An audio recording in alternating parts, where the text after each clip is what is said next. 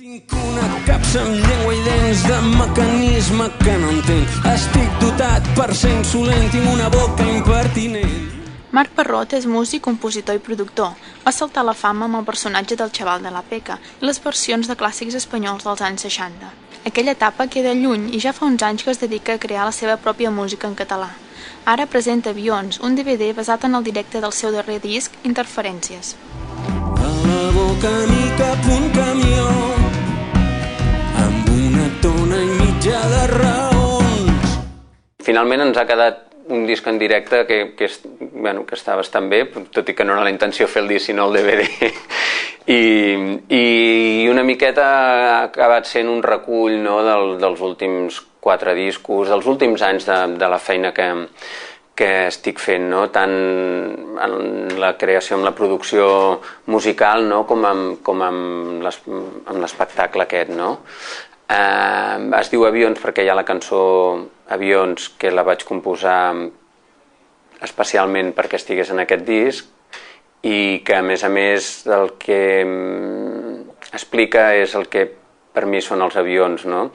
O què m'agradaria que fossin, no? Les cançons per la gent, no? Que podrien ser pues, això, no? Com uns papers, no? On hi ha les lletres escrites, on tu hi pots guixar i canviar i interpretar-ho com vulguis, o fer-te un avió de paper i llançar-lo, o pujar-t'hi i marxar tu també.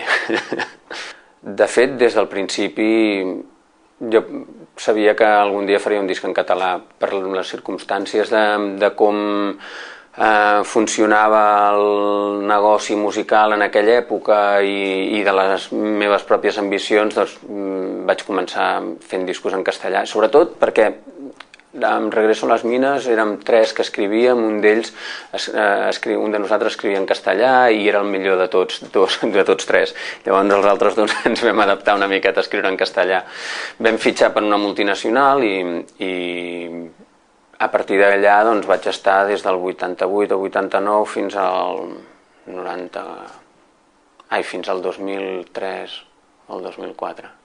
Amb una multinacional. Quan vaig acabar amb ells, encara vaig fer un altre disc amb un altre, amb Pies, i després vaig pensar que era el moment de fer el disc en català.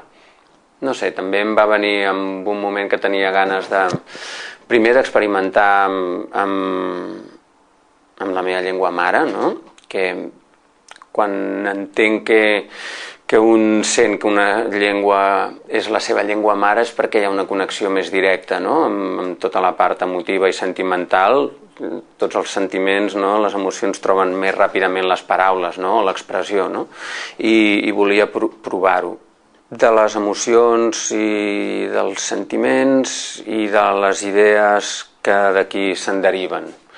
A vegades en sentit més metafòric, en general sempre procuro que tinguin diferents sentits, no? O sigui, que tinguin una lectura literal immediata i després una que per mi és la important, no? Amb un segon plano potser més metafòrica, no? Parlant d'això, d'amor,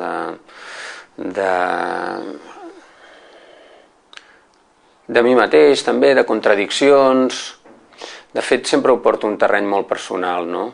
Sempre és a partir d'haver sentit alguna cosa, d'haver pensat alguna cosa, que en trec una reflexió, no? I llavors l'explico i la puc novel·lar o fer-la volar més o menys, però sempre hi ha aquesta primera llavor.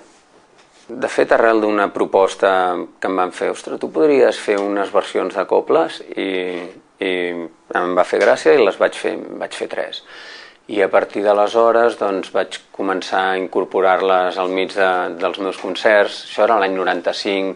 No, de fet, les primeres 3 versions que vaig fer eren l'any 93. I d'aquí vaig pensar en un projecte que era com a mi m'agradava molt, no sé, els tangos, els boleros, les ranxeres, la música tradicional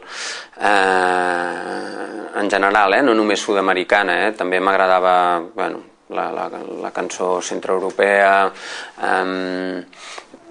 Volia d'alguna manera trobar una fórmula per versionar-la, no?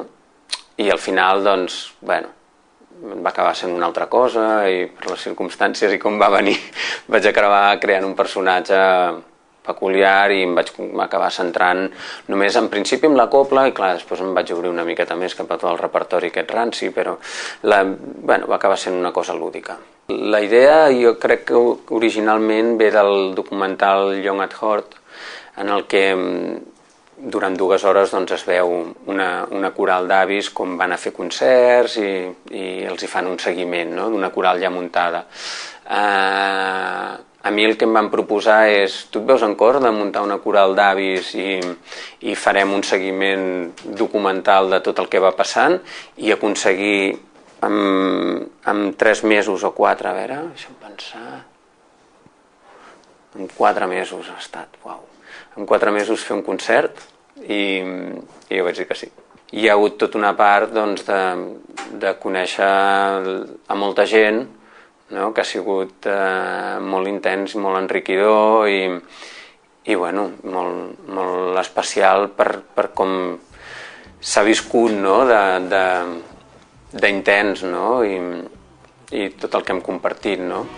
Boca grossa, digueu-me pel meu nom abans que algú em dispari un tret al coll. Paraules que s'escapen, que reboten o que es claven com ganivets poc esmolats, com dards enverinats.